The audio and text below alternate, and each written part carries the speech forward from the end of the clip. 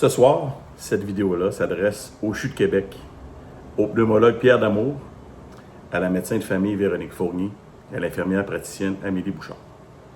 Je veux vous présenter quelqu'un qui était cher pour nous, quelqu'un qu'on a perdu récemment. Je vous présente mon père, Jacques Teasdale. Pour les plus vieux, vous avez certainement connu mon père dans votre télévision pendant plus de 3 décennies. On se rappellera le réseau Patonique, Télé 4, TVA. Mon père était un fervent journaliste qui a toujours protégé les gens, qui a toujours été présent pour chaque être humain qui l'a côtoyé. Je vous le présente ce soir au CHU de Québec et aux médecins et infirmières qui se sont malheureusement mal occupés de lui pour que vous preniez conscience de ce qui s'est passé dans le dossier de mon père.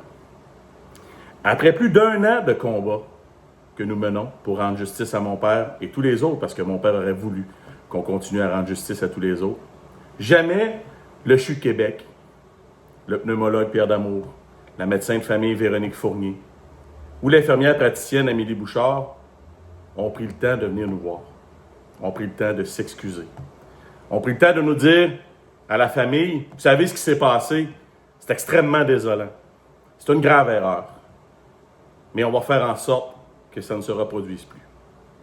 Jamais ces gens-là vont avoir pris le temps de faire ça dans leur dernière année. Vous savez, lorsqu'on perd un être cher, je pense qu'on a tous, une fois dans notre vie, perdu un être cher, on doit vivre un deuil qui s'installe. Malheureusement, pour ma famille, le deuil va s'installer beaucoup plus tard. Il va s'installer beaucoup plus tard parce qu'on a pris une décision, celle de mener un combat pour rendre justice à mon père et à tous les autres. Décision que jamais nous ne regretterons, car mon père valait certainement la peine qu'on se batte pour lui, parce qu'il l'aurait fait pour nous, il l'aurait fait pour bien des gens, il l'aurait fait dans sa vie à de nombreuses reprises. Ce soir, on se rend compte que le CHU de Québec veut éterniser ce combat-là. C'est un combat d'avocats, plusieurs avocats d'un côté, les médecins, les infirmières, les associations, ont beaucoup d'avocats. On va éterniser le combat, la famille va s'épuiser, on va les mettre à terre, on va faire en sorte qu'ils abandonnent le combat comme dans plusieurs causes qui se sont passées au Québec dans les dernières années. Ce soir, je veux lancer un message à vous tous, parce que je sais que vous nous regardez, je sais que vous nous lisez. Ce combat-là, on va le continuer. Jamais on va mettre les genoux à terre, jamais on va arrêter, jamais on va abandonner. On va continuer de se battre jour après jour, d'écrire, de publier, de chercher, parce que vous savez, chaque jour, on découvre de nouvelles choses. Chaque jour, on découvre de nouvelles personnes qui ont vécu la même chose qu'on a vécu. L'erreur du pneumologue dans le dossier de mon père lui aura coûté la vie. Le manque de suivi dans le dossier de mon père, de son médecin de famille, de son infirmière praticienne, lui aura coûté la vie. Les soins de fin de vie que mon père aura reçus dans son court combat contre le cancer, il faut se comprendre, sur une période de 2 mois, auront été exécrables pour mon père, malheureusement. La mort de mon père est dramatique pour nous, mais de l'avoir vu souffrir comme il a souffert, sans pouvoir pratiquement rien faire, pour nous, c'est encore pire. Alors aujourd'hui, ce que je demande au CHU, au docteur Damour, au docteur Fournier, à l'infirmière Bouchard, c'est de prendre vos responsabilités. L'oubli de mon père ne pourra jamais être contesté. Tellement de documents le démontrent. Tellement de gens nous le disent. Cet oubli-là est flagrant. Les mauvais soins, juste avec les photos qui nous parlent, pourront être démontrés facilement.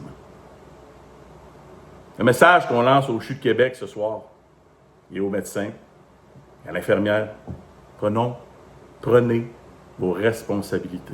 Prenez le temps de venir nous rencontrer. Prenez le temps de s'asseoir avec la famille, parce que le combat, on ne l'arrêtera pas. Vous allez devoir un jour nous rencontrer. Vous allez devoir un jour nous affronter, comme famille. Et je vous lance ce message-ci ce soir. Jamais on va plier les genoux, parce que mon père mérite qu'on lui rende justice. Les autres méritent qu'on leur rende justice aussi.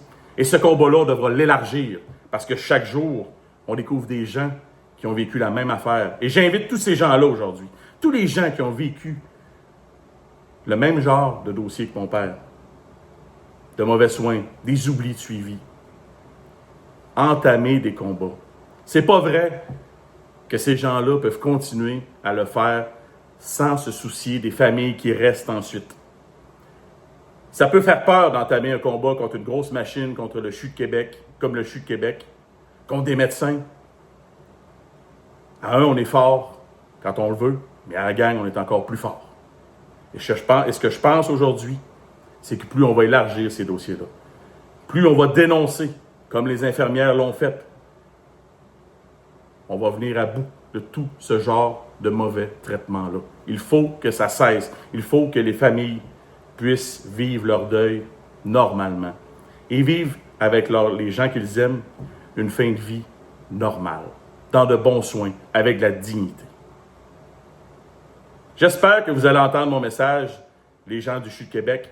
J'espère que les médecins vont entendre mon message. J'espère que les infirmières qui ont mal soigné mon père ou les infirmières praticiennes, j'espère que vous allez entendre mon message. Parce que mon message se veut pacifique, mais on doit se battre quand même pour affronter une grosse organisation comme la vôtre. Et jamais, je vous le redis, on pliera les genoux.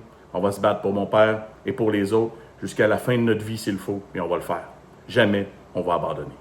Jamais on va oublier. Merci beaucoup.